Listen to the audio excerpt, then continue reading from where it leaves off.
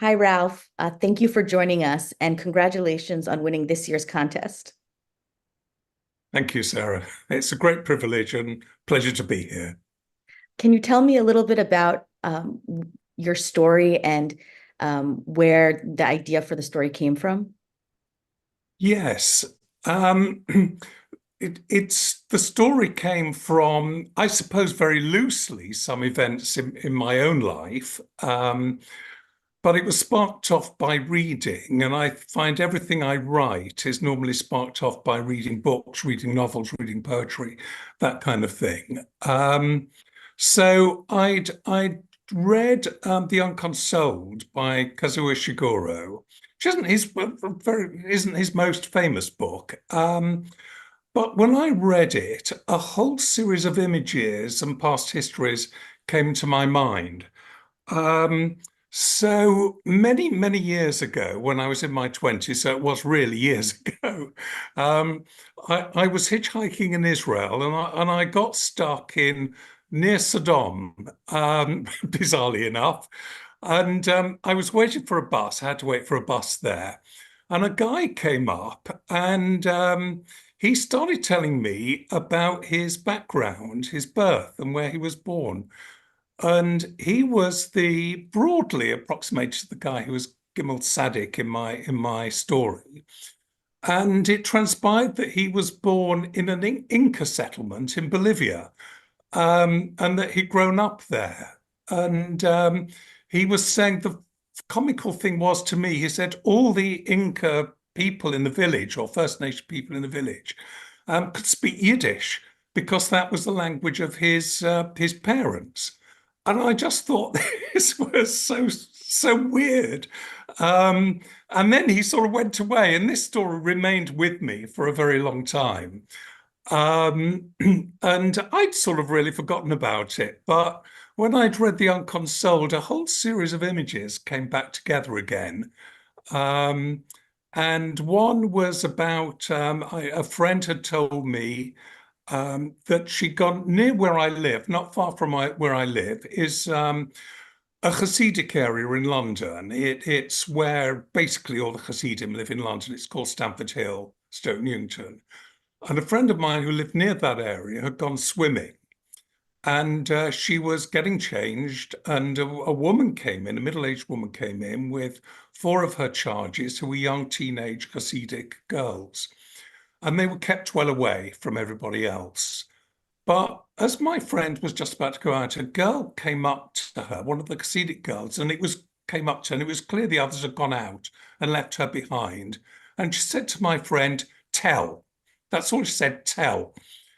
And my friend was so taken aback. She said, "What? What should I tell you?" And the girl said, "Tell."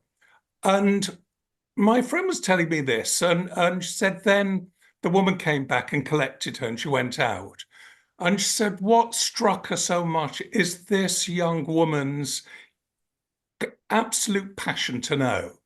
And it was conveyed through this one word, tell. And for some reason, that incident came back to me, although I've described it slightly differently.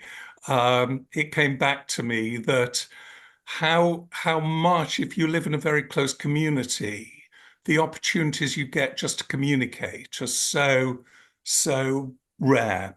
And so there was a connection, I guess, between that, the communication between, Yiddish speaking people in Bolivia and this girl's demand to know. And then the first part of the story going backwards was in fact based. I go to Brazil a lot, and I remember once a friend of mine had gone to bed, and he came in and he said, "Well, why are you going for a meal?" And it was like 3 in the morning. I said, "No." And we did in the end, but I have Brazilian friends who come here, and they're amazed that London shuts down at midnight, which is when they're. So all those things came together, and I'd read The Unconsoled, and for some reason, and this is where for some reason, it was like doing jazz riffs on a piano. You're playing various themes, and then suddenly they come together, and you've hit something which is, which works for you. Do most of your stories have Jewish themes? Yes, most of them have. I mean, I was brought up, I mean, Jewishness or Judaism in a way is very central to me. I was brought up in an Orthodox Jewish family. I'm not a believer myself. I'm totally religious, really. Um, but that had a huge influence on me. And many of my friends are Jewish, and we talk in certain ways amongst Jewish friends that which are kind of, you know, work for me in a way that's quite different when I'm talking to others. And so Jewish culture is a part of my life, and it is central to me. And I guess it's a way in which I see the world. And I can't see the world anywhere else because that was my background, that was my upbringing. But I think not all. I think most of my stories are about Jewish themes, and they're often about my dad, who was born in Lithuania. He was a Litvak, and he was middle-aged when I was born. He came over before the war, and his family were all murdered. But I always think because I grew up really in the 1960s, and my dad was quite old-fashioned, this old-fashioned country Litvak from a shtetl. Um, there's always been a gap between us, and yet I adored him, but I've always been trying to understand him. And I think a lot of my writing stems from trying to get my dad. Who was he? Do you have any advice for writers who are starting out in their careers? Yes, my advice is don't take advice. So I mean, I belong to a writing room, to a writing group, and I find it really helpful. Um, there are a lot of institutions that, one can join to help you write and so on. And there are things like show, not tell.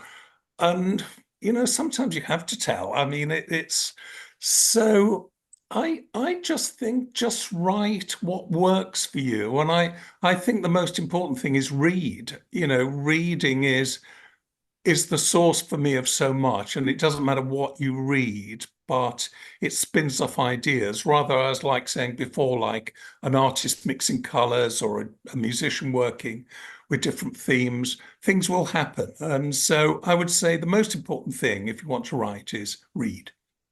What are you working on now? So I'm working on a novel. In fact, I've just finished a novel, Congrats. which was incidentally shortly after shortlisted for an unpublished novel prize. It didn't win, sadly, but not all judges have taste, So, um, and that's very much about. I mean, it's not autobiographical. It's not, but it's about a Jewish boy in London growing up in the 1960s and the cultural struggles he has in in adjusting to a world which he sees as, the political turmoil at the time, the cultural changes, all of which he wants to belong to, but also feeling stifled by his background. And how does he marry those together? Um, and the basis of the novel is the boy is searching around in his parents' bedroom while they've gone out and finds a photograph, and a photograph which totally upends his life. And the novel is based on that discovery. Wow, that sounds really interesting. Well, thank you very much for taking the time to talk to me, and congratulations again. Thank you, Sarah. Right. It's been a pleasure. Here.